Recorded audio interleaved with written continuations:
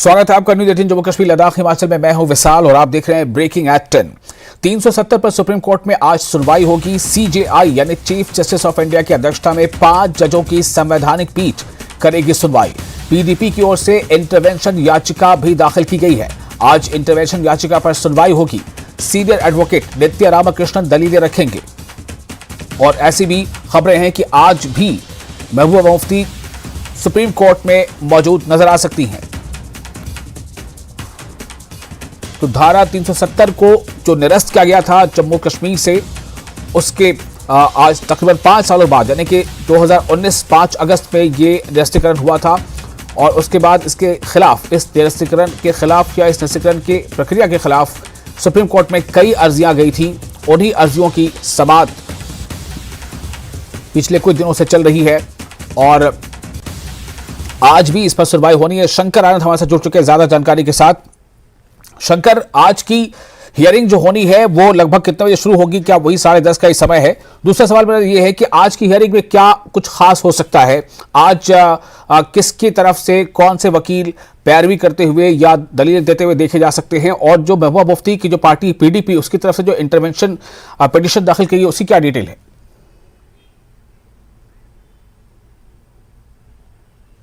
देखिए, निश्चित तौर पे आज की जो वक्त मुकर्रर है वो तकरीबन 10:30 बजे के लगभग में इस मामले पे सुनवाई शुरू होगी और चीफ जस्टिस के अध्यक्षता वाली जो बेंच है, आज बाकायदा इस बेंच में फिर से आज लगातार 7वें दिन इस मामले में सुनवाई होगी।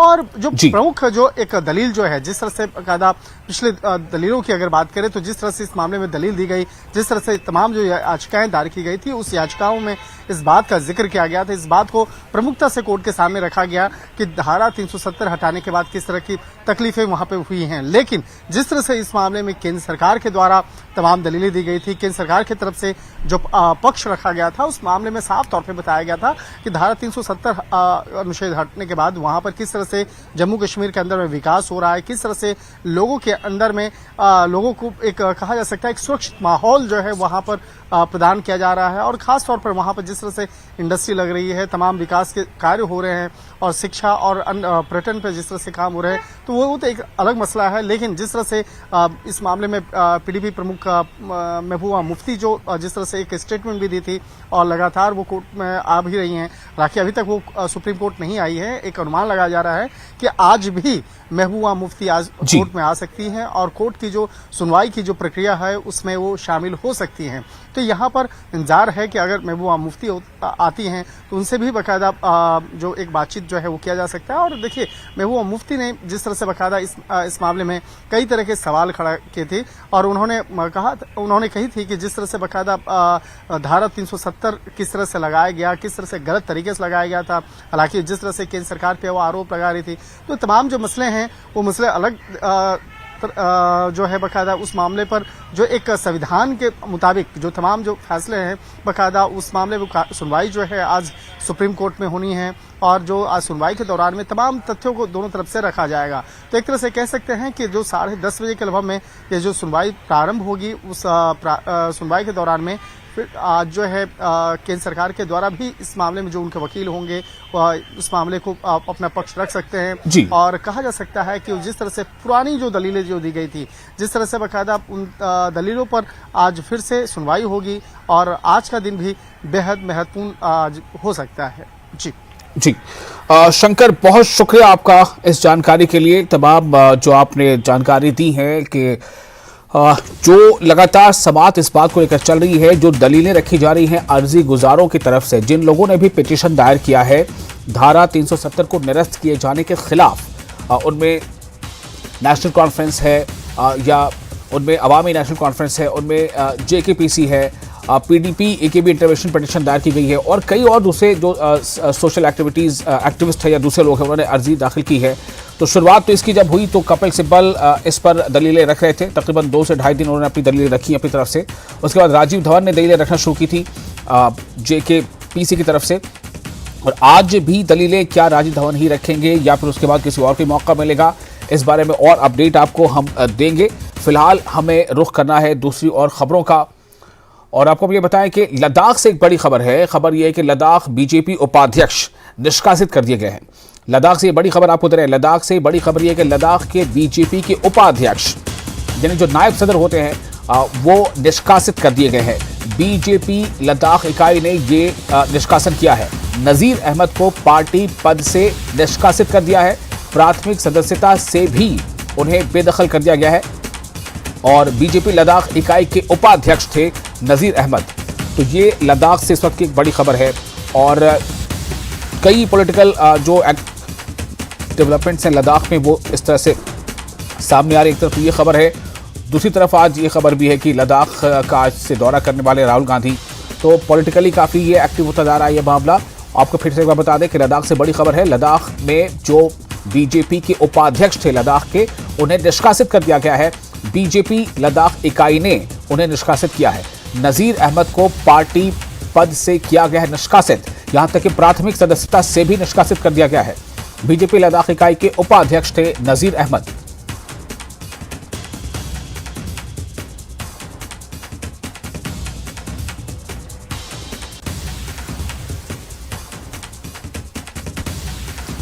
और वही एक दूसरी खबर जो ऐसा मैंने आपको पहले बताया, लेह से बड़ी खबर यह है कि आज राहुल गांधी लेह लद्दाख के दौरे पर रहेंगे। राहुल गांधी आज लेह लद्दाख के दौरे पर रहेंगे, बल्कि आज भी और कल भी उनके रुकने का कार्यक्रम है। जैसा कि हमारे रिपोर्टर ने पहले बताया था, राहुल गांधी दोपहर 12 बजे के आसपास लद्दाख पहुंचेंगे और राहुल गांधी लेह में पार्टी कार्यकर्ताओं से मुलाकात करेंगे और कई अलग अलग कार्यक्रमों में भी वो शामिल होंगे, हिस्सा लेंगे। तो क्या राहुल गांधी का ये दौरा भी सीधे तौर पर एक मतलब इलेक्शन को लेकर या पार्टी को लेकर, संगठन की मजबूती को लेकर जो है ये एक दौरा है?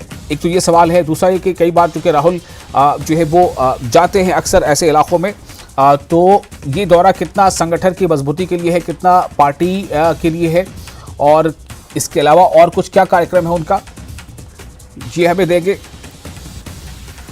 और इस खबर पर और ज्यादा जानकारी के लिए हम रुख करेंगे अपने संवाददाता मोरूप का।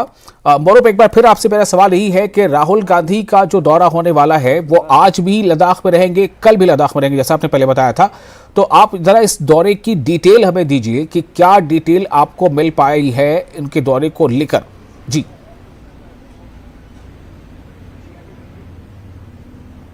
जी विशाल, जैसे कि हमने सुबह बताया कि राहुल गांधी जी आज लगभग दोपहर 1 बजे करीब लेह में पहुंचेंगे। उसके बाद जो एयरपोर्ट पे कांग्रेस के जो वर्कर है, एग्जीक्यूटिव मेंबर है, वो उनको रिसेप्शन देंगे। उसके बाद होटल में आके रेस्ट करेंगे। लेकिन आज के दिन तो उनको कोई खास कार्यक्रम नहीं है। लेकिन कल क्या होगा इसके बारे में हम ये हमारे हिल काउंसिल के जो leader of opposition hill council में श्री नामग्याल सर है, वो लोअर लेके काउंसलर भी है, सर उनसे पूछेंगे। सर, अब राहुल गांधी आ रहा है, आप लोग बहुत दिन से तैयारी भी चल रहा है, तो इसके बारे में बताएंगे। काफ़ी दिन से हमें हमारा ये था कि मतलब उन्होंने आना था लद्दाख में, तो ये प्रोग्राम बन नहीं पा रहा था। तो कल फिर जिस तरह से पिछले 1-2 दिन से अब ये तय हो गया कि आज वो विमान द्वारा पहुंचेंगे ले, तो लगभग 1 बजे के करीब यहाँ पर लैंड होंगे। उसके बाद सारे कार्यकर्ताओं में एक जोश का एक माहौल है और एक उत्सुकता था कि राहुल गांधी भारत जोड़ो जिस तरह से किया उन्होंने, लद्दाख आए और लद्दाख के लोगों के साथ मिले, यहाँ पर कार्यकर्ताओं के साथ मिले, लीडर के साथ मिले। तो आज तो कोई प्रोग्राम नहीं, जिस तरह आपने कहा कि सही बात है, आज तो रेस्ट करेंगे क्योंकि हाई एल्टीट्यूड इलाका है, तो आज रेस्ट करेंगे। कल फिर दिन का कुछ प्रोग्राम होगा। तो आज तो फिलहाल कोई ऐसा प्रोग्राम नहीं है आज तो। सर, हमने सुना है कि कल यूथ के साथ इंटरेक्शन होगा, जिसमें कोई भी यूथ वहां आ सकता है, उनके साथ इंटरेक्ट कर सकता है और उनसे सवालात अगर होगा तो वो भी पूछ सकते हैं। और साथ ही साथ आप लोगों की तरफ से, आप हिल काउंसिल में लीडर ऑपोजिशन है, तो राहुल गांधी के सामने हिल काउंसिल को स्ट्रेंथन या आप कांग्रेस पार्टी को स्ट्रेंथन करने क्या मांग रखे जाएगी? हाँ, क्योंकि राहुल जी का हमेशा एक मंशा रहा है और जो एक जिस अनएम्प्लॉयमेंट की समस्या से पूरा देश जो गूंज रहा है, लद्दाख में भी अनएम्प्लॉयमेंट का बहुत बड़ा क्राइसिस है। तो राहुल गांधी जी चाहेंगे कि यूथ के साथ जाना जाए, पूछा जाए और उनके साथ गुफ्तगू हो और कि क्या समस्या है जो यूथ जिन बातों को शायद यूथ चाहेंगे कि वो संसद में उठें, राहुल गांधी की कानों तक पहुंचें। तो इस तरह से एक यूथ के साथ एक इंटरेक्शन रखा है हमने। फिर क्योंकि अब लद्दाख आए हैं काफ़ी समय के बाद, तो कार्यकर्ता और जो लीडर है कांग्रेस के, तो कांग्रेस के खेमे के लीडर और कार्यकर्ता के साथ भी एक गुफ्तगू, एक इंटरेक्शन उनका होगा। जहाँ तक बात आपने कहा कि काउंसिल के बारे में, तो जब कार्यकर्ता के साथ, काउंसिलर्स के साथ जब इंटरेक्शन होगा राहुल जी के साथ, हाँ तो जाहिर सी बात है, तो किस तरह क्या चल रहा है, यूटी मिलने के बाद काउंसिल का दुर्दशा क्या है, काउंसिल कैसे आगे बढ़ रहा है, तो इन सब के बारे में थोड़ा मुझे लगता है उसके बारे में बातचीत होगा। सर, करगिल हिल काउंसिल का इलेक्शन भी आने वाला है, नॉमिनेशन फाइलिंग करना शुरू हो गया है, एनसी और कांग्रेस का कोalition भी चल रहा है, और रिसेंटली हमें न्यूज़ में देखने को मिला कि संस्कार में आपकी जो हिल काउंसिल में फॉर्मर एग्जीक्यूटिव काउंसलर थे स्कालजा वांगेल और उनकी कुछ वर्कर बीजेपी में शामिल है, तो कांग्रेस के लिए कितना सेटबैक रहेगा, और ये सब बातें राहुल गांधी के सामने रखा जाएगा क्या? देखिए, हाँ, आप जाहिर सी बात है, कारगिल में चुनाव होने जा रहा है, तो क्योंकि आप राहुल गांधी जी लद्दाख आए हैं तो उसके बारे में बातचीत होगा, चर्चा होगा। और जहाँ तक करगिल में कुछ हमारे जो कार्यकर्ता जो पदुम में जो बीजेपी जाने की जो बात आपने कही, तो उससे पार्टी को कोई फर्क पड़ने वाला नहीं है। वहाँ पर एक कॉमन मिनिमम प्रोग्राम पे एक अलायंस का गठन हुआ है नेशनल कॉन्फ्रेंस के साथ, आपको मालूम है, तो उसके तहत बड़े ज़ोर शोर से और मैदान में हमारे लोग उतरेंगे, तो उसमें कोई ऐसा कोई दिक्कत वाली बात नहीं है। और हमें पूरा उम्मीद है तो अलायंस जो है वो आने वाला जो काउंसिल कारगिल का होगा वो अलायंस अच्छे नंबर से जीतेगा। तो जी विशाल, आपने सुना जो कांग्रेस के हिल काउंसिल में leader of opposition Shri Namgyal जो लोअरले से काउंसलर भी है, तो उनका कहना है कि राहुल गांधी जब आएंगे तो उनके साथ ये सारे बातें रखा जाएगा। जी विशाल। जी मोरूप, एक सवाल उनसे ये करना था मोरूप के राहुल गांधी को जिस तरह से लगातार वो चर्चा में रहे हैं, जो भारत जोड़ो यात्रा हुई, उसके बाद फिर जो पार्लियामेंट वाला जो एपिसोड हुआ, उन सब के बाद क्या राहुल गांधी की ये जो मकबूलियत है, क्या ये जो चर्चा में ज़्यादा लगातार राहुल गांधी बने रहे, इससे जो वहाँ की जो यूनिट है लद्दाख की, लद्दाख यूनिट है, उसके राहुल गांधी के वहाँ पहुँचने से उसमें कितनी ऊर्जा, कितनी एनर्जी, कितना उत्साह वहाँ मिलने वाला है, और जो आने वाले जिस तरह के भी चुनाव हैं उसको लेकर क्या कोई वहाँ से कोई ऐसी अपनी तरफ से सलाह मशवरा पार्टी के अंदर देंगे, नहीं देंगे? हालांकि बहुत सारी बातें वो नहीं भी बता सकते हैं, लेकिन एक तो ये, दूसरा उनसे ये जरूर पूछेगा जो आपने ज़ांस्कार के बारे में जिक्र किया था कि बड़ी संख्या में कांग्रेस के कार्यकर्ता जो है वो किसी और पार्टी में चले गए थे, तो ये सब क्यों हुआ है? क्या इस पर जवाब दे पाएंगे? ये राहुल गांधी कैसे कन्विंस करेंगे?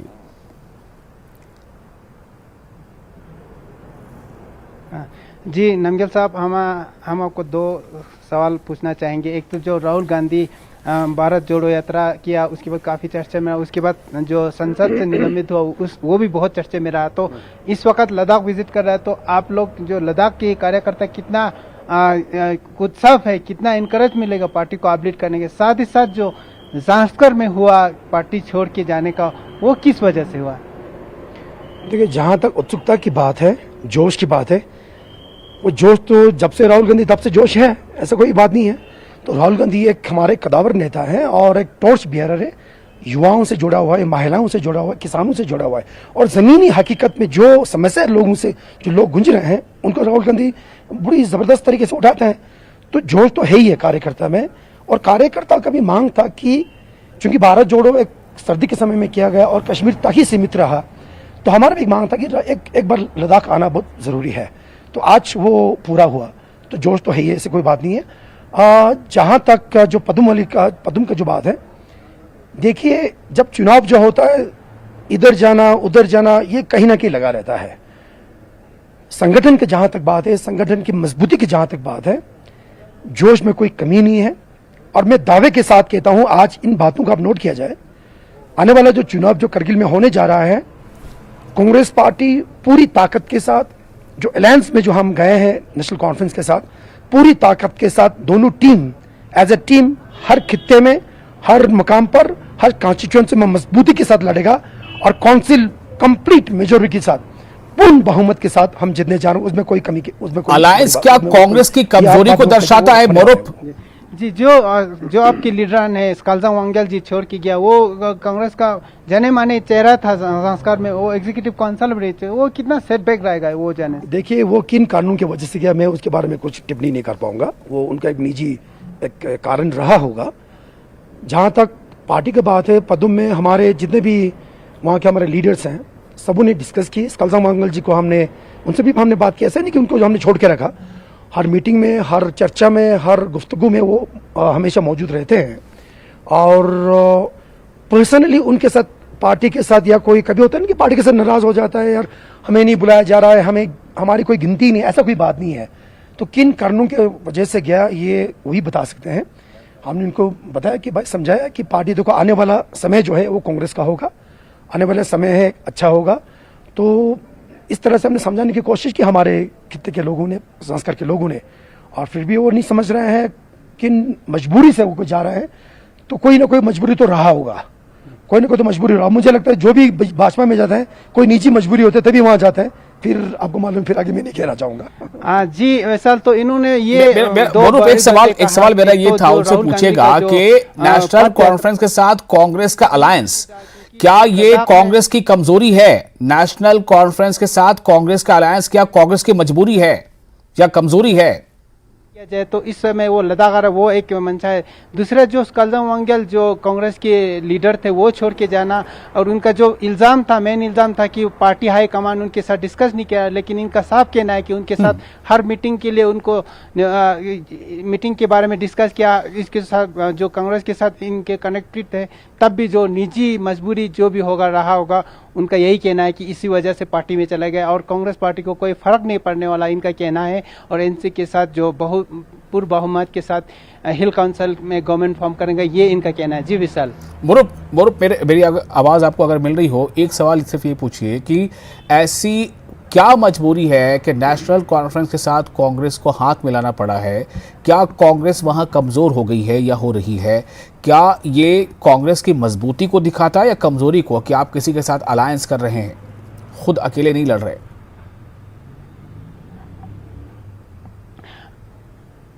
जी नमगल साहब, और क्वेश्चन रहेगा कि एनसी हमेशा हिल काउंसिल में कांग्रेस का मेन ओपोनेंट रहता है, आप दोनों के बीच में टक्कर की फाइट होता है जो हिल काउंसिल के इलेक्शन को लेके।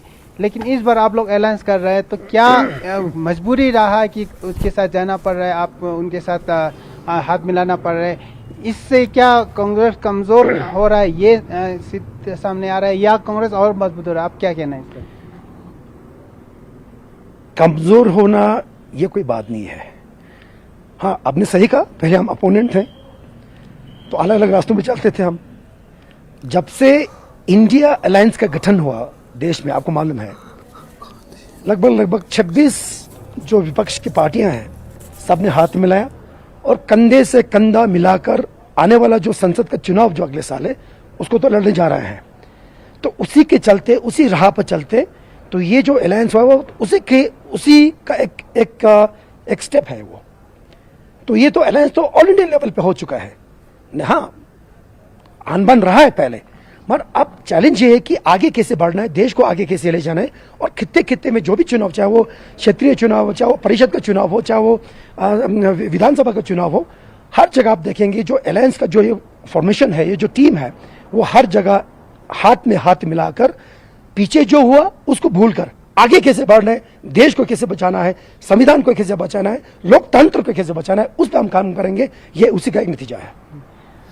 जी विशाल, तो इनका साफ कहना है कि जैसे कि हमें सबको मालूम है कि ऑल इंडिया लेवल पे भी एक अलायंस हुआ जो 26 पार्टी को जो नेशनल पार्टी में एक साथ होके जो बीजेपी के साथ लड़ने जा रहा है, तो उसी का एक स्टेप ये भी माना जाए, क्योंकि जो हर पार्टी जो अपोजिशन में है वो सब अलायंस हो रहा है, ये उन्हीं का नतीजा है, इनका ये कहना है। चलिए, बहुत शुक्रिया आपका मरूप तमाम जानकारी के लिए। तो एक बार फिर हम अपने दर्शकों को बता दें कि राहुल गांधी आज लद्दाख के दौरे पर पहुंचने वाले हैं और आज वो लद्दाख में ही रुकेंगे। कल उनकी जो ज़्यादा गतिविधियां रहेंगी, कल वो पार्टी के कई कार्यक्रमों में शामिल होंगे, वर्कर्स से मिलेंगे, बातचीत करेंगे, मीटिंगें करेंगे।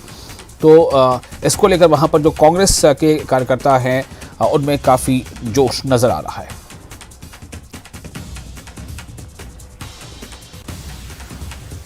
और फिलहाल एक छोटा सा ब्रेक लेते हैं, ब्रेक के बाद खबरों का सिलसिला जारी रहेगा।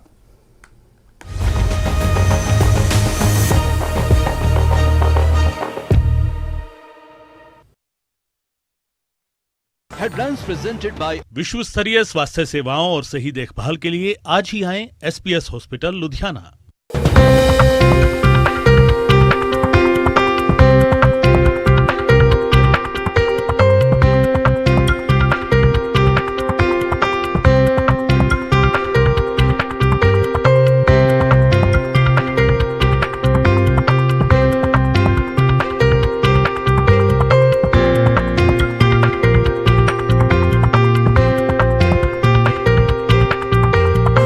presented by विश्व स्तरीय स्वास्थ्य सेवाओं और सही देखभाल के लिए आज ही आएं SPS hospital Ludhiana.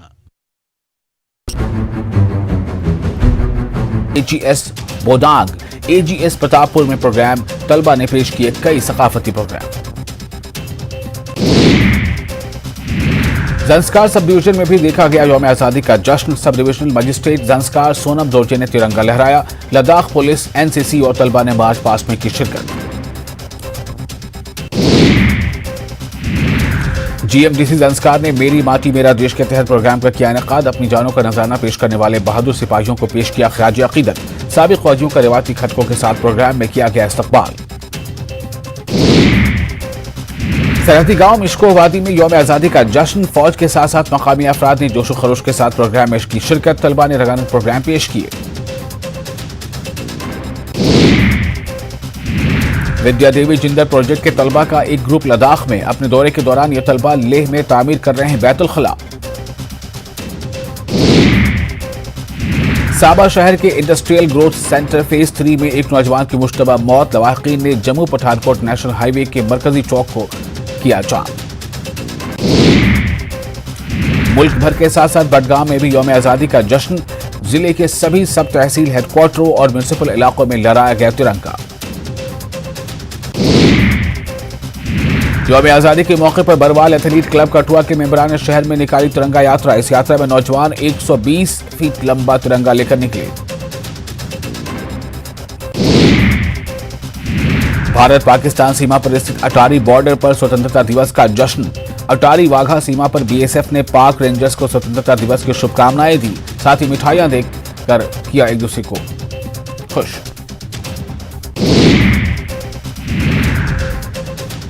Government degree college Kulgam में भी स्वतंत्रता दिवस समारोह का आयोजन किया गया। कॉलेज के प्रिंसिपल डॉक्टर सैयद एजाज हुसैन रिजवी ने राष्ट्रीय ध्वज फहराकर परेड की सलामी ली।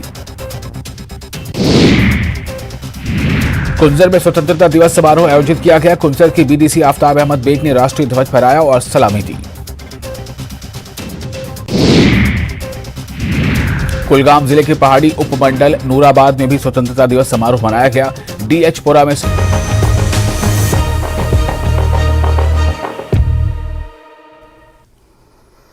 ब्रेक के बाद एक बार फिर आपका स्वागत है न्यूज 18 जेके। इस पर आप देख रहे हैं ब्रेकिंग एट 10 और आपको एक और अहम खबर दे दें। खबर यह कि शुक्रवार से शुरू होने वाली श्री बूढ़ा अमरनाथ यात्रा को लेकर आज सुबह भारत पाकिस्तान नियंत्रण रेखा के गांव देरिया स्थित नवग्रह मंदिर से शेर पुंछ त्रिशूल यात्रा का आयोजन किया गया, जहां सबसे पहले जिला विकास उपायुक्त यासिन मोहम्मद चौधरी और उदेश पाल शर्मा की मौजूदगी में त्रिशूल का पूजन किया गया।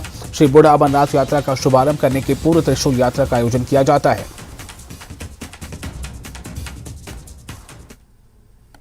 त्रिशूल यात्रा निकाली गई है।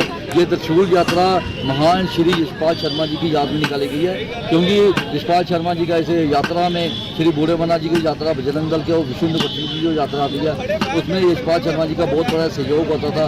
उनकी याद में आज हमने यहाँ पे एक त्रिशूल यात्रा निकाली गई है, जो कि नवग्रह मंदिर से होती हुई यहाँ पे काली ग्राउंड में आई है। और आज हमने यहाँ पे विधिवत पूर्वक यहाँ पे त्रिशूल का पूजन करके आज हमने उसकी स्थापना की है। और ये जो त्रिशूल यात्रा भी एक आपसी भाईचारे का प्रतीक है, जिसमें हिंदू मुस्लिम सिख ईसाई सभी धर्मों के लोगों ने पार्टिसिपेट किया। कोई सिखों का कोई गुरुपुरब हो, किस तरह हिंदू कम्युनिटी मुस्लिम कम्युनिटी जाती है, इस तरह मुस्लिम की ईद हो, हर जगह बंदा पार्टिसिपेट करता है। इसी तरह ये एक कंपोजिट कल्चर को दर्शाता है कि ये पुंछ में एक भाईचारा जो एक इतना बड़ी बुजुर्गों की मेहनत से यहाँ पर कायम रहा है, उसी तरह जिस तरह आज हिंदू मुस्लिम सिख ईसाई ने वहां पहुंचकर उस भाईचारा को कायम किया। और इस खबर पर और ज्यादा तफसील से जानकारी देने के लिए हमारे साथ मौजूद हैं मोनीश शर्मा, हमारे संवाददाता हैं पुंछ से जुड़ गए हमारे साथ। मोनीश, ये जो बूढ़ा अमरनाथ यात्रा को लेकर जो तैयारियां हैं और ये जो त्रिशूल का जो पूजन हुआ है, इसके बारे में और क्या डिटेल आपके पास है और किस तरह से ये पूरा जो कार्यक्रम है आगे बढ़ेगा? जी विशाल, आपको बता दूं कि जो विश्व हिंदू परिषद जो बजरंग दल की तरफ से 2005 में जो है जब आतंकवाद चरम पर था तो बूढ़ा अमरनाथ यात्रा शुरू की गई थी और उससे तब से लेकर हर साल जो है ये यात्रा शुरू होती है। और इस बार जो है शुक्रवार को 18 तारीख को ये यात्रा जम्मू से निकलेगी और शाम को पुंछ पहुंचेगी और उसी काले मैदान में जहाँ पर त्रिशूल यात्रा निकाल कर जहाँ पर वहाँ पर यात्रियों का स्वागत किया जाएगा। सभी धर्मों के लोग पुलिस और एडमिनिस्ट्रेशन के अधिकारी जो है यात्रियों का स्वागत करेंगे। और यहाँ पर यात्रियों के लिए पूरा बंदोबस्त रहता है। यात्रियों का स्वागत करने के बाद उनको कई तरह के पकवान जो है वो परोसे जाते हैं और वहाँ पर एक कार्यक्रम रहता है। उसके बाद जो यात्री है रात को पुंछ के इस्लामी अखाड़ा में रहते हैं, वहाँ भी उनको खाने पीने का पूरा बंदोबस्त होता है। अगले दिन सुबह जो है 19 तारीख को पहला जत्था जो है वो पुंछ से निकलेगा और श्री बूढ़ा अमरनाथ में दर्शन करेगा। उसको लेकर पूरी तैयारियां जो है हो चुकी है। काले मैदान में जो है जो स्टॉल लगाना है वो सब हो चुका है। इस्लामी अखाड़ा में पूरे बंदोबस्त हो चुके हैं और बूढ़ा अमरनाथ में भी सारे बंदोबस्त जो है पूरे कर लिए गए हैं। जी साल बहुत शुक्रिया आपका मुनीश तमाम जानकारी के लिए। और अब हम इसी के साथ रुख करेंगे कुछ और अहम खबरों का। कांग्रेस से अलग होकर डेमोक्रेटिक प्रोग्रेसिव आजाद पार्टी बनाने वाले जम्मू कश्मीर के पूर्व मुख्यमंत्री गुलाम नबी आजाद का एक वीडियो सोशल मीडिया पर वायरल हो रहा है, जिसमें उन्होंने कहा है कि हिंदू धर्म इस्लाम से भी पुराना है और सभी मुसलमान पहले हिंदू ही थे। वो एक कार्यक्रम में बोल रहे थे जिसमें वो कह रहे हैं कि 600 साल पहले कश्मीर में कोई मुस्लिम नहीं था। कश्मीरी पंडित को ही इस्लाम में, कश्मीरी जो पंडित थे वही इस्लाम में परिवर्तित हुए।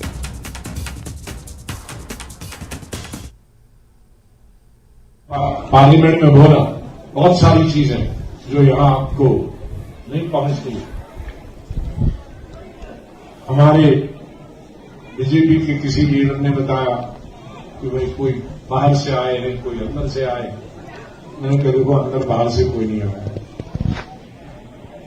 हमारे हिंदुस्तान में इस्लाम सिर्फ है, और वैसे पूरा इस्लाम तो आया ही है 1500 साल पहले। हिंदू धर्म बहुत पुराना है। तो बाहर से आए होंगे 10-20, वो जब मुगलों के वक्त में उनकी फौज में थे। बाकी तो सब हिंदू से ही कन्वर्ट हुए हैं मुसलमान हिंदुस्तान में। और उसकी मिसाल हमारी कश्मीर में। कश्मीर में कौन था 600 साल पहले मुसलमान? सब कश्मीरी पंडित थे, सब वही इस्लाम कर गए, बन गए। तो मैंने कहा सब इसी धर्म में पैदा हुए।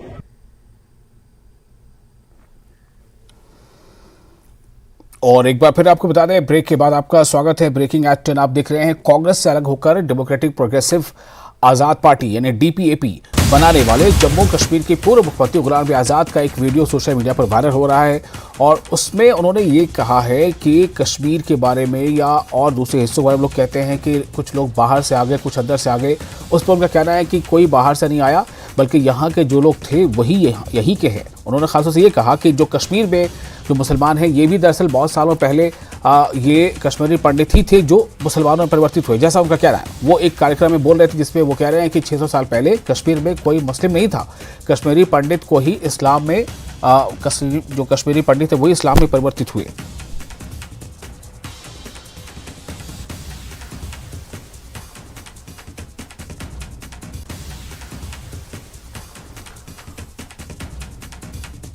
तो गुलाम नबी आजाद का ये वीडियो वायरल हो रहा है जो उन्होंने किसी कार्यक्रम में कहा था, लेकिन ये वीडियो कब का है इस बारे में भी और जानकारी हमें देंगे हमारे संवाददाता समीर हमारे साथ जुड़ने वाले हैं। और जो गुलाम नबी आजाद ने जो बातें कही हैं उस बात पर जाहिर सी बात है कि उस पर अब रिएक्शंस भी कई तरह के आएंगे। अलग अलग तरह से लोग इस बात को देखेंगे, उनके इस कहने को। लेकिन मैं चाहूँगा कि एक बार फिर से आप इस बयान को सुने। गुलाम नबी आज़ाद जो डीपीएपी जिन्होंने बनाई है, डीपीएपी के ये सरबराह हैं, तो गुलाम नबी आज़ाद ने जो बातें कही हैं इस वायरल वीडियो में वो क्या कह रहे हैं, ये क्या कहते सुने जा सकते हैं। आप एक बार फिर इस बयान को सुने, फिर हम अपने रिपोर्टर के पास जाएंगे। मैं पार्लियामेंट में बोला बहुत सारी चीजें जो यहाँ आपको नहीं पहुंचती। हमारे बीजेपी के किसी लीडर ने बताया कि भाई कोई बाहर से आए हैं, कोई अंदर से आए। मैंने कहा देखो अंदर बाहर से कोई नहीं आया। हमारे हिंदुस्तान में इस्लाम सिर्फ है, और वैसे पूरा इस्लाम तो आया ही है 1500 साल पहले।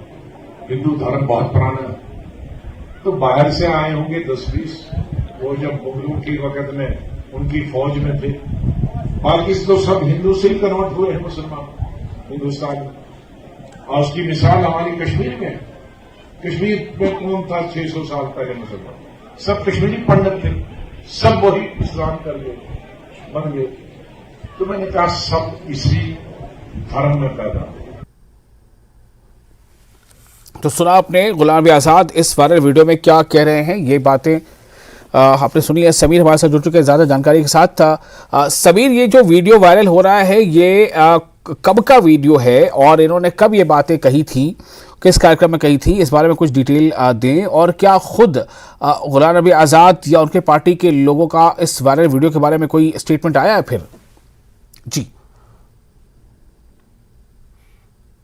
बातें हो रही हैं। ये वीडियो जो है जब वो चुनाव वैली के दौरे पे थे, अभी आपको याद ही होगा कि पिछले 10 दिन से वो चुनाव वैली पे थे, 14 अगस्त तक थे वो एक्चुअली चुनाव वैली में। और कहा जा रहा है कि किश्तवाड़ में उन्होंने कहा है और 9 अगस्त का डेट है जब वो एक स्पीच दे रहे थे वहां पे। और उसके बाद उस दौरान उन्होंने ये बात कही है, क्योंकि 14 तारीख को वो दिल्ली गए थे और अभी दिल्ली में ही है। फिर वो 19 तारीख को श्रीनगर आ रहे हैं और वहां पे कुछ जलसों को वो खिताब करेंगे। लेकिन जो ये बात है उन्होंने कहा जा रहा है कि 9 अगस्त को कही है, किश्तवाड़ के जब दौरे पे थे वहां पे एक स्पीच के दौरान उन्होंने कहा है। और जाहिर तौर पर इस पर मुख्तलिफ रिएक्शंस आई है। मेरे साथ मुख्तसर इस पर बात करने के लिए बीजेपी के सीनियर लीडर और farmer deputy chief mister Kavinder Gupta. Gupta साहब, इस स्टेटमेंट को गुलाम नबी आजाद ने जो कहा है उसको आप किस तरह से? देखिए, नंबर एक तो जो उन्होंने कहा है वास्तविकता यही है। 1400 साल पहले मुस्लिम धर्म का कोई भी व्यक्ति नहीं था और ये हिंदुस्तान में 600 साल पहले जब मुगल यहां पर हमलावर बनकर के आए तो उन्होंने धर्म परिवर्तन शुरू किया। औरंगजेब इसका जीता जागता उदाहरण है।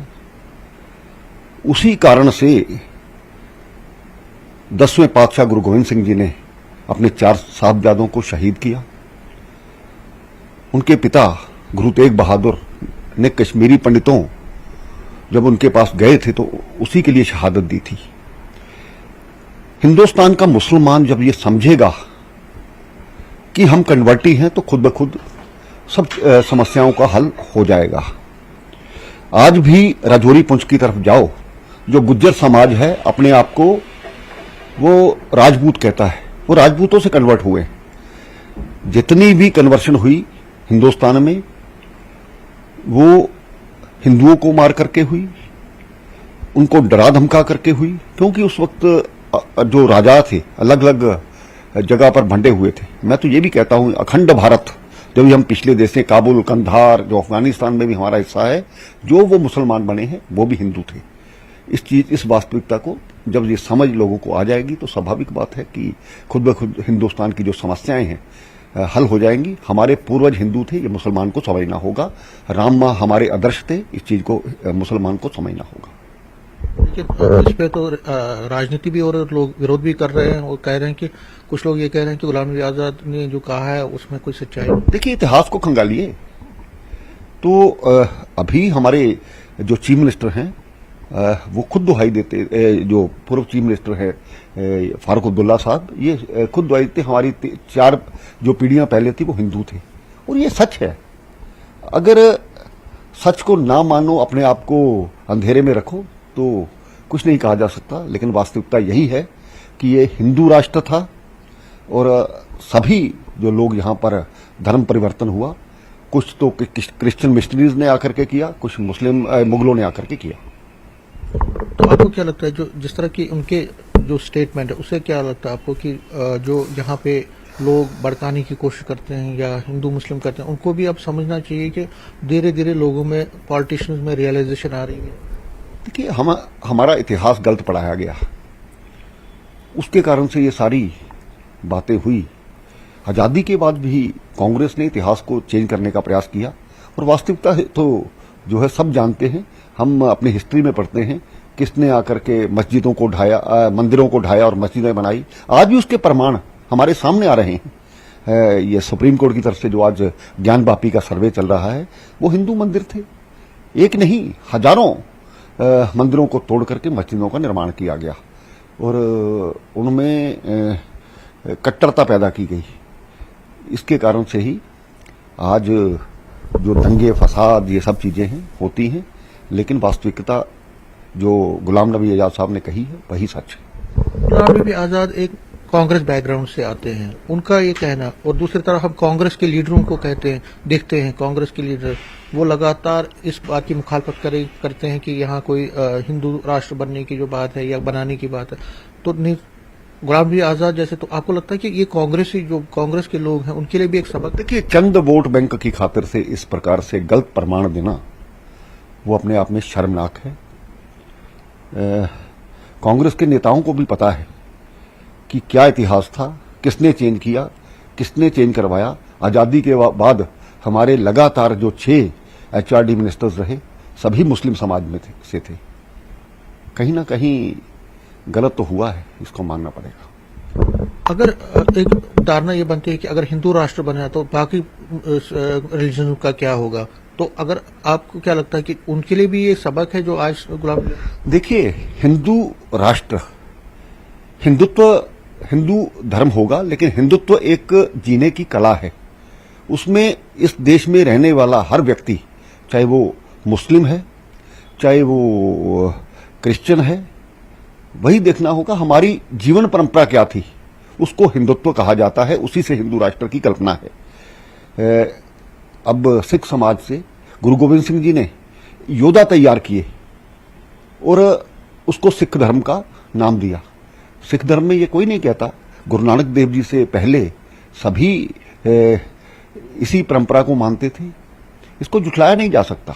इसी प्रकार से मुगलों का जो इतिहास है 1400 साल पहले का तो इतिहास है, इससे पहले तो कुछ भी नहीं था। गुलाम नबी आजाद की जो बात कही है वो वास्तविकता वही है। कश्मीरी पंडितों की भाई उन्होंने बात की, और वहां पे भी जिस तरह से कश्मीरी पंडितों को आप निकाला गया, तो आपको लगता है कि लोगों को भी अब रियलाइज होना चाहिए कि नहीं, आप ये गलत हुआ है। अगर कश्मीरी पंडित को वहां वो ओरिजिनली वहां के थे, तो आपको लगता है कि एक उनके लिए भी एक सबक है? बिल्कुल।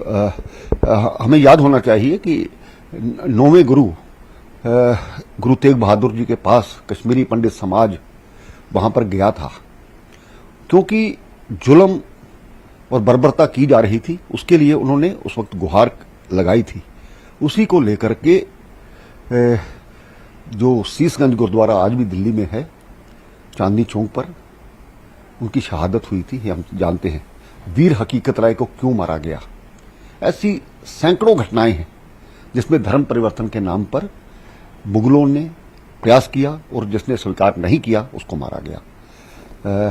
तो आज नतीजा उसका हमारे सामने है।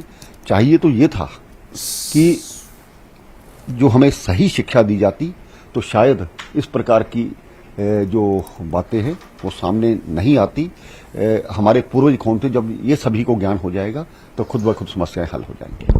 समीर, एक सवाल जरा उनसे पूछेगा। गुलाम नबी आजाद जो कुछ कह रहे थे उसमें दरअसल एक पॉइंट ये था कि जिन लोगों को ये बताया जाता है कुछ लोगों के जरिए के बाहरी लोग हैं, बाहर से आए, दरअसल उनका ये कहना था कि यहाँ रहने वाला हिंदुस्तान में कोई बाहरी नहीं है, जो है हिंदुस्तान का ही है, हिंदुस्तान में ही रहता आ रहा है, हिंदुस्तान में ही रहेगा। उस पर उन्होंने ये बात कही कि दरअसल पहले लोग थे, बाद में उन्होंने धर्म परिवर्तन किया या किसी को एम्ब्रेस कर लिया, लेकिन रहने वाले यही के थे, भारतीय ही हैं, बाहर से कोई नहीं आया। ये उनका पॉइंट था। इस पर जरा सफाई ले लीजिए। आजाद ने ये भी कहा कि कोई भी बाहर से नहीं आया है, जो लोग थे यहाँ पे ही, क्योंकि कोई उनको किसी बीजेपी लीडर ने कहा कि आप लोग बाहर से आए हो, बाहर से कोई नहीं आया, जो यहाँ के ही थे, हिंदू थे, फिर वो मुस्लिम चले गए। तो ताने जो मारे जाते हैं कि आप बाहर से आए हो, आपको नहीं लगता कि कहीं ना कहीं बीजेपी को भी कटाक्ष? भारतीय जनता पार्टी ने कभी नहीं कहा। भारतीय जनता पार्टी यही कहती है कि हम सब भारतीय हैं, चाहे वो इस वक्त हिंदुस्तान में जो लोग रहे, चाहे वो मुस्लिम हैं, चाहे जैन समाज है, बुद्ध समाज है, हमारा सिख समाज है, सभी भारतवासी है। लेकिन कन्वर्शन तो हुई है, इसको तो मानना होगा। क्या औरंगजेब ने आकर के कईयों को चरखियों पर नहीं चलाया था? क्या वो जलते हुए तवों पर नहीं बिठाया था? ये इतिहास है। और आजादी के बाद भी ऐसी बहुत सी चीजें निकल करके आई है जिसको मिटाने का प्रयास किया गया। जब वास्तविक इतिहास में जाएंगे तो बहुत सी चीजें क्लियर होने वाली हैं। धीरे धीरे समाज समझेगा। आज जिस प्रकार से दंगे फसाद हो रहे हैं वो कट्टरवादिता का एक परिणाम है। उसको भड़काने की कोशिश की जा रही है। उसके लिए पैसा बाहर के देशों से आता है। तो यहाँ पर दंगे करवाने की कोशिश की जाती है। धीरे धीरे हम यही लोगों को समझाना चाहते हैं, जो गुलाम नबी आजाद ने कहा, अगर उस चीज को सच मान लिया जाए, वो खुद कहेंगे कि गुलाम नबी आजाद की उनके भी पूर्वज हिंदू थे। चलिए, बहुत शुक्रिया आपका समीर और कविता गुप्ता जी का भी, उन्होंने बहुत विस्तार से बातें बताई हैं, कही हैं। गुलाम नबी आजाद का जो वीडियो वायरल हो रहा है उस पे वो यही कह रहे हैं कि बाहर से कोई नहीं आया, जो है वो यही का है, यहाँ रहते हुए ही उसने अपनी इच्छा अनुसार जो चाहा उसने खान पान अपनाया, जो चाहा उसने जीने की पद्धति अपनाई, जो चाहा उसने धर्म या पूजन पाठन का तरीका अपनाया। लेकिन जाहिर है कि ऐसे बयानों पर बयान होते ही रहते हैं और इस पर अभी और बयानबाजियां आएंगी और जैसे जैसे इसमें और बातें जुड़ेंगी वो भी हम आप तक पहुंचाएंगे। फिलहाल यहाँ पर एक छोटा सा हमें ब्रेक लेना होगा। ब्रेक के बाद कुछ और अहम खबरें हैं जो आपसे हम बताएंगे। ब्रेक के बाद एक बार फिर आपका स्वागत है। न्यूज़ 18 जे के लिए, इस पर आप देख रहे हैं ब्रेकिंग एट 10। डोडा के पास सड़क हादसा पेश आया है। अस्सर कोरापानी 244 NH बटोट में सड़क हादसा हुआ है। हादसे में 2 लोग घायल हुए हैं। इलाज के लिए PHC अस्सर में किया गया है दाखिल। ये आप देखिए तस्वीरें इस वक्त आपको हम दिखा रहे हैं। खबर डोडा से है। डोडा के पास सड़क हादसा पेश आया है। अस्सर कोरापानी 244 NH बटोट में सड़क हादसा पेश आया। हादसे में 2 लोग घायल हुए हैं। इलाज के लिए PHC असर में किया गया है दाखिल। ये वो तस्वीरें हैं जो इस हादसे के बाद की पहली तस्वीर आप देख रहे हैं इस वक्त न्यूज़ 18 JKLH पर।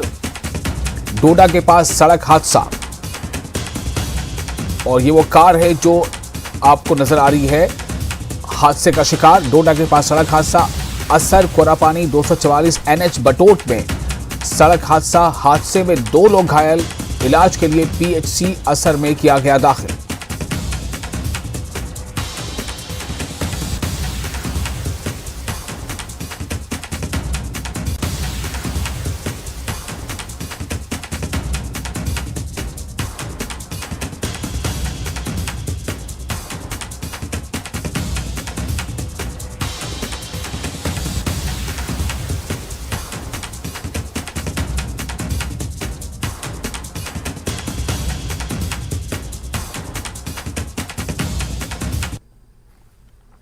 शिमला में समर हिल के शिव बावड़ी में भूस्खलन के बाद जहां काफी तबाही मची थी, वहां अब भी रेस्क्यू ऑपरेशन जारी है। जो खबरें हैं उसके मुताबिक अभी भी वहां रेस्क्यू चल रहा है। अभी भी उम्मीदें हैं कि शायद कुछ और या तो शव निकल जाए या फिर कुछ और जिंदगियां बच जाएं। और यहां अब तक 13 लोगों के शव बरामद किए जा चुके हैं, जबकि 8 लोगों के दबे होने की आशंका अभी भी व्यक्त की जा रही है।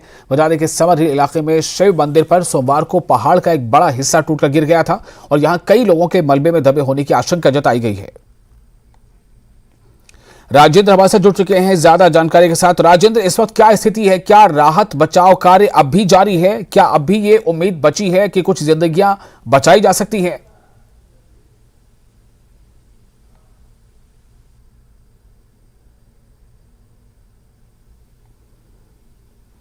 राजेंद्र, आपको मेरी आवाज मिल रही है?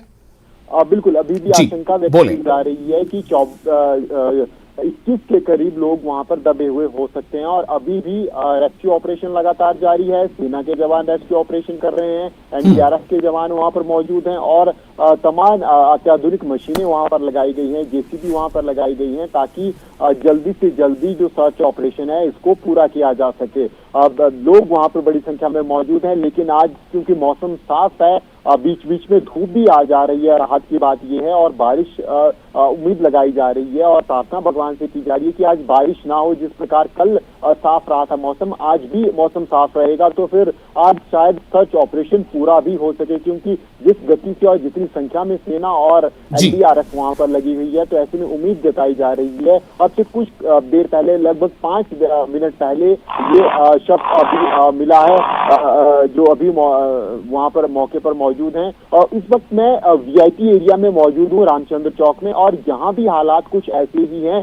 सड़क आप देखते हैं, ये पूरा तिरपाल, सड़क के ऊपर एक तिरपाल बिछाया गया है। बहुत कम ऐसा देखने को मिलता है।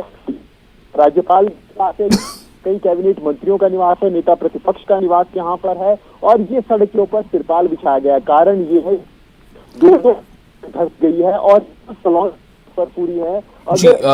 राजेंद्र, आपकी आवाज बहुत साफ हमें नहीं मिल पा रही है, हम कोशिश करेंगे फिर आपसे जुड़ने की, लेकिन ये जो तस्वीरें दिखा रहे हैं राजेंद्र, इससे अंदाजा होता है साफ तौर से किस वहां पर जो स्थिति जो है वो कैसी बनी हुई है। लगातार रेस्क्यू ऑपरेशन जारी है और फिलहाल रुक करेंगे विचित्र का, हमारे साथ जुड़ चुके विचित्र ये जो पौंग डैम के आसपास का जो इलाका था और जिसके बगल कर जो कई गांव जलमग्न हुए थे, वहां पर साथ ही कुछ और ऐसी जगह हैं जहां पर अभी स्थितियां थोड़ी काबू से बाहर बताई जा रही हैं। मैं आपसे जानना चाहूंगा कि आपके पास इस बारे में क्या जानकारी मिल रही है, कौन सा ऐसा इलाका है, कहां पर ऐसी अभी ज्यादा जो है बिल्कुल शिद्दत के साथ रेस्क्यू ऑपरेशन चलाया जा रहा है? विचित्र।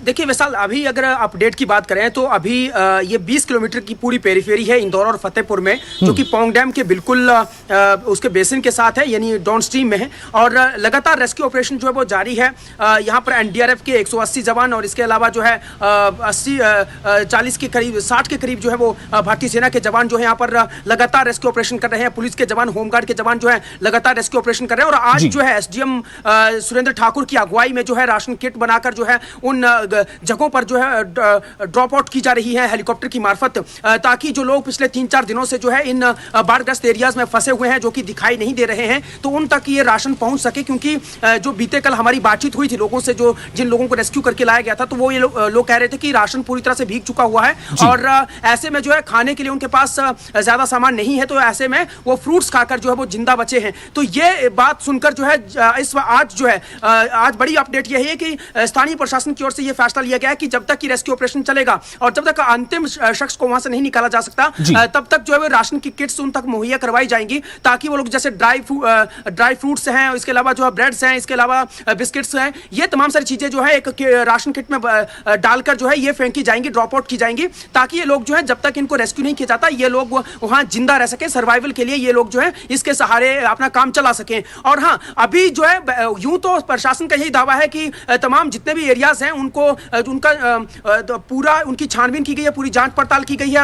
अब जो पेड़ों पर चढ़े हुए लोग थे वो भी अब नजर नहीं आ रहे हैं, जो लोग अपने घरों की छतों के ऊपर जाकर चढ़े हुए थे वो भी नजर नहीं आ रहे हैं, सभी को निकाला जा चुका है। लेकिन हाँ, बहुत से ऐसे लोग हैं जो कि आज भी घरों की छतों के अंदर हैं, तो उन लोगों की अभी पहचान नहीं हो पा रही है, और वो लोग अगर बाहर निकलकर जो है अगर या स्थानीय प्रशासन से संपर्क करते हैं तो उनको निकाला जाएगा। तो इस दिशा में जो लगातार ये ऑपरेशन चल रहा है और बीते 3 से 4 दिनों से जो है ये लगातार ऑपरेशन जारी है। और एक अभी जो सरकारी आंकड़ा है उसके मुताबिक वैसाल देखिए 1744 के करीब लोगों को जो है रेस्क्यू किया जा चुका है अलग अलग माध्यमों से, चाहे वो हेलीकॉप्टर हो, चाहे वो बोट्स हो, चाहे वो ट्रैक्टर ट्रॉलीज हो, और लगातार ये रेस्क्यू ऑपरेशन जारी है। वैसाल और विचित्र, मैं फिर से जरा राजेंद्र के पास जाना चाहता हूं, उनसे हमारा संपर्क अब ठीक ठाक बन गया है, चूंकि वह राजेंद्र क्या कुछ अपडेट है वहां पर जो श्री बावड़ी के पास वो जो भूस्खलन हुआ था, शायद कोई और एक आध शव बरामद हुआ है राजेंद्र?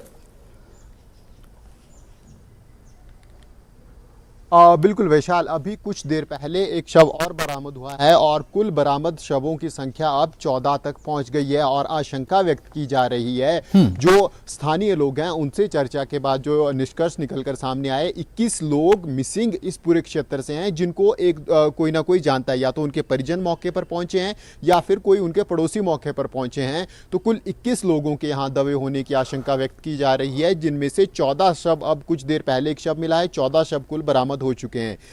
अभी रेस्क्यू ऑपरेशन जारी है, सेना वहां पर पहुंची है, एनडीआरएफ यहां पर पहुंची है और तमाम प्रशासनिक अमला यहां पर मौजूद हैं। तो इस वक्त मैं हालात दिखा रहा हूं कि क्या हालात राजधानी शिमला में हैं। अभी तक 250 से अधिक पेड़ राजधानी क्षेत्र में गिर चुके हैं और इन पेड़ों के गिरने से या तो मकान दबे हैं या लोगों को नुकसान पहुंचा है, तो भारी नुकसान है। और अभी पिछले कल देर शाम को प्रशासन की तरफ से, शहरी विकास विभाग की तरफ से ये आदेश जारी किए गए प्रिंसिपल सेक्रेटरी की तरफ से कि पेड़ों को अब लोग जो उनके घर के आसपास पेड़ हैं और खतरनाक स्थिति में उनको काट सकते हैं। ये रामचंद्र चौक है, आप यहां पर देख सकते हैं, सड़क के ऊपर ये तिरपाल बिछाई हुई है क्योंकि सड़क 2-2 फुट नीचे धंस गई है। आप देख सकते हैं पूरी सड़क ये 2-2 फुट नीचे धंस गई है और अगर सड़क और धंसती है तो फिर लोगों के घरों को, पूरी कॉलोनी को खतरा हो जाएगा। यहाँ पर पास में कैबिनेट मंत्री हैं, नेता प्रतिपक्ष हैं, गवर्नर, ये पूरी यह वीवीआईपी एरिया है, लेकिन हालात कुदरत के आगे किसी का नहीं चलता। अब यहाँ चलिए, बहुत शुक्रिया आप दोनों का, विचित्र आपका भी और राजेंद्र आपका भी। अब समय की थोड़ी कमी है, बहुत शुक्रिया आप दोनों का अपडेट देने के लिए, लोगों को बताने के लिए। बस एक अपडेट यहाँ पर इस वक्त जरूर मिला है कि शिमला के जो समर हिल में श्री बावड़ी के पास जो भूस्खलन हुआ था उसमें एक और शव जो है वो बरामद किया गया। इस तरह से कुल जो संख्या है वो 14 हो गई है शवों के वहां से निकाले जाने की। और इसके साथ ही इस बुलेटिन में फिलहाल इतना ही। आप बने रहे न्यूज़ 18 JKLH के साथ।